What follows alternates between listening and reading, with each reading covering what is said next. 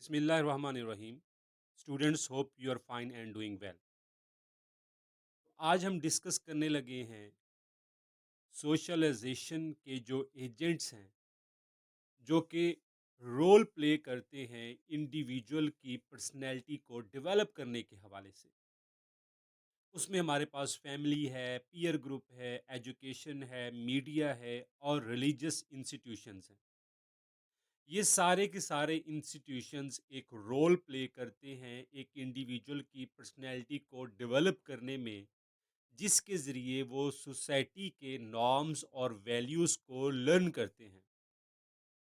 अगर हम सोशलाइजेशन की डेफिनेशन की बात करते हैं, socialisation is the process through which individuals learn and internalise the values, belief, customs and norms of their culture. ये सोशलाइजेशन एक ऐसा प्रोसेस है जिसमें हर इंडिविजुअल, एक तो वो लर्न करेगा, दूसरा वो इंटरनलाइज करेगा हमारी सोसाइटी की वैल्यूज़ को, नॉर्म्स को, बिलीफ सिस्टम को और कस्टम्स को। अब वो जो इंडिविजुअल है, वो इस सोसाइटी के अंदर आइसोलेशन में तो नहीं है। जब वो आइसोलेशन में नहीं है, इट मीन्स कि बहुत सारे एजेंट्स हैं जो कि उसकी सोशलाइजेशन में अपना रोल प्ले कर रहे हैं। तो सबसे पहले हम देखते हैं कि फैमिली, जिस तरह से हम अपने लेक्चर्स में बार बार इस चीज़ पे फोकस करते हैं कि फैमिली ही हमारा प्राइमरी सोशलाइजेशन का एजेंट है।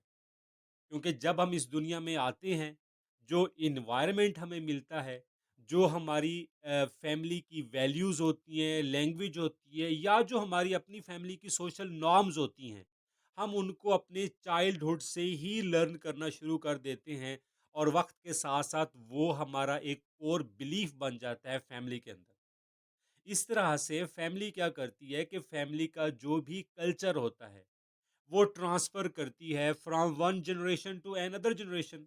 जिस तरह से लैंग्वेज होगी, रिलीजियस बिलीफ हो गया या कस्टम्स हो गए, तो एक फैमिली अपनी फैमिली सेटिंग के अंदर ही इन सारी चीज़ों को अपनी आने वाली नई जनरेशन में ट्रांसमिट करेगी। दूसरा है सोशल आइडेंटिटी।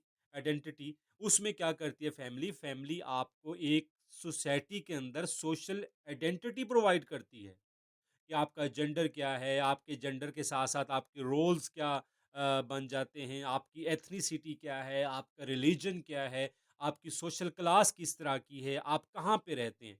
तो फैमिली प्राइमरी सोशलाइजेशन का एक एजेंट है, जो कि कल्चर ट्रांसमिट करता है और हमें सोशल आइडेंटिटी भी प्रोवाइड करता है। उसके बाद हम देखते हैं एजुकेशनल इंस्टीट्यूशन, ये हमें फॉर्मल सोशलाइजेशन प्रोवाइड करता है। फैमिली में तो इनफॉर्मल सोशलाइजेशन चल रही होती है, लेकिन एजुकेशनल इंस्टीट्यूशन क्या करता है कि वो आपकी फॉर्मली आपकी पर्सनैलिटी की डेवलपमेंट करता है। उसमें आपको एकेडमिक नॉलेज प्रोवाइड करता है, आपको उस इंस्टीट्यूशन या जो आपका वर्क प्लेस इन्वायरमेंट होता है बेसिकली, उसके नॉर्म्स, वैल्यूज़ और उसके अंदर जो आपका एक्सेप्टेबल बिहेवियर है, बेसिकली वही वो आपकी सोशलाइजेशन करता है एजुकेशनल इंस्टीट्यूशन। इस तरह हमारे पास है hidden curriculum. Besides explicit teaching, schools convey the implicit message through the hidden curriculum, which includes the societal expectations, discipline, and the development of social skills. जिस तरह से मैंने पहले भी कही है कि एक हिडन करिकुलम भी होता है, आपकी प्रेजेंटेशंस होती हैं, आपको पंक्चुअल बनाया जाता है, आपको हार्ड वर्कर बनाया जाता है, आपके अंदर एक कंपटीशन का एक फैक्टर लाया जाता है। तो ये सारी चीज़ें हिडन करिकुलम में आ जाती हैं। फिर role of teachers, teachers and other authority figures within the educational system serve as a role model, influencing the students' attitude and belief. The interactions within the school environment contribute to the shaping of an individual's worldview.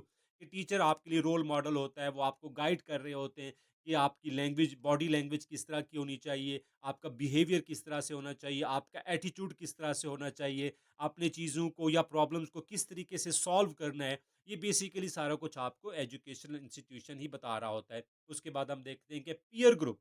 अब peer group जो आपका होता है, ये भी बहुत important role play करता है आपकी सोशलाइजेशन में।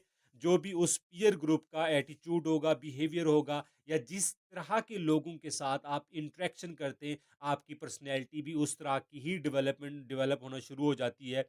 और ये जो आपके पीयर ग्रुप की जो सोशलाइजेशन की सेटिंग है, ये आपकी फैमिली सेटिंग से टोटली डिफरेंट होती है। आपके क्लास फेलोज, आपके फ्रेंड्स, वो किसी भी बैकग्राउंड से हो सकते हैं, किसी भी कल्चर से हो सकते हैं। Socialisation through play. अब जो पीयर ग्रुप होता है उसमें प्ले के ज़रिए भी आपकी सोशलाइजेशन या पर्सनैलिटी डेवलपमेंट की जाती है। आपको सोशल स्किल्स लर्न करने का अपॉर्चुनिटी मिलती है कि किस तरह से आपने कोऑपरेट करना है, सोसाइटी आपसे क्या एक्सपेक्ट कर रही है। ये सारा कुछ आपको, इवन आपकी लैंग्वेज या आपकी जो आपकी पर्सनल चॉइसेस होती हैं, आपने किस तरह की ड्रेसिंग करनी है, किस तरह की मूवीज़ देखनी है, कौन सा प्ले आप पसंद करते हैं या नहीं पसंद करते, ये सारा कुछ आपका पीयर ग्रुप के अंदर ही डिसाइड हो जाता है। फिर conformity and norms, peer play a significant role in reinforcing और चैलेंज सोसाइटल नॉर्म्स। अब पीयर ग्रुप में क्या होता है कि पीयर ग्रुप समटाइम्स आपको प्रेशराइज भी करता है कि नहीं, ये सोसाइटी के नॉर्म्स हैं और हमने इन नॉर्म्स को हर हाल में फॉलो करना है। तो आप उस प्रेशर में आके, अगर आपका एटीट्यूड डेविएंट भी होना चाहे, तो भी आप सोसाइटी के नॉर्म्स को फॉलो करते हैं। अदरवाइज आपको एक प्रेशर होता है कि आपका पीयर ग्रुप आपको छोड़ देगा। अगर इसके कंट्रास्ट में देखें या इसके अपोजिट में देखें कि आप सोसाइटी के नॉर्म्स को फॉलो करते हैं लेकिन आपका पीयर ग्रुप उसको फॉलो नहीं करना चाहता, तो उस प्रेशर में आपके आप उन नॉर्म्स को छोड़ भी देते हैं और पीयर ग्रुप का जो बिहेवियर, एटीट्यूड या जो उनके वैल्यूज होती हैं, आप उनको फॉलो करना शुरू कर देते हैं। अब these agents of socialization work in cycle to shape the individuals by transmitting the culture, norms and values. अब आप देख रहे हैं कि फैमिली है, एजुकेशनल इंस्टीट्यूशन है या पीयर ग्रुप है, ये सारे एक साइकिल में आपकी बार बार आपकी सोशलाइजेशन, रीसोशलाइजेशन कर रहे हैं। इसके अलावा हम देखते हैं कि मीडिया या रिलीजियस जो इंस्टीट्यूशंस हैं वो किस तरह से अपना रोल प्ले करते हैं। मीडिया की जब हम बात करते हैं कि media including the television, movies and social media expose individuals to a wide range of cultural influence. They contribute to the dissemination of norms, values, and societal expectations, influencing the perception and behaviors.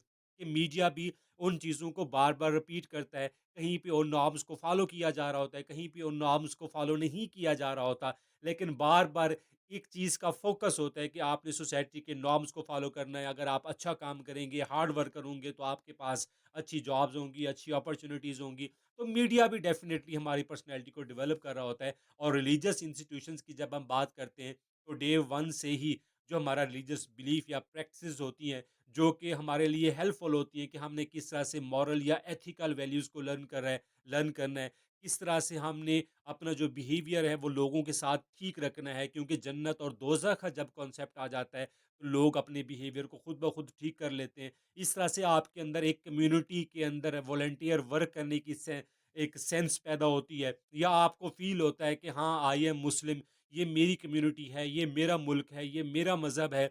लोग मेरे मुल्क के ऊपर, मेरी society के ऊपर या मेरे रिलीजन के ऊपर कोई क्वेश्चन मार्क ना लगा दें। तो आप इस तरह से ये करते हैं कि उन वो जो आप सोसाइटी के जो नॉर्म्स होते हैं, जो आपके रिलीजियस नॉर्म्स और एथिकल वैल्यूज़ होती हैं, आप उनको फॉलो करते रहते हैं थ्रू आउट योर लाइफ, और इस तरह से आपकी पर्सनैलिटी डेवलप हो जाती है। तो ये एक लिहाज से बड़े ही शॉर्ट टाइम में आपका एक क्वेश्चन तैयार हो सकता है। अगर एग्जाम्स में इस तरह का क्वेश्चन आ जाता है, एजेंट्स ऑफ सोशलाइजेशन, तो आप अच्छे तरीके से उसकी प्रिपरेशन करके आप एग्जाम्स में अटेम्प्ट कर सकते हैं। Thank you so much, take care, अल्लाह हाफिज़।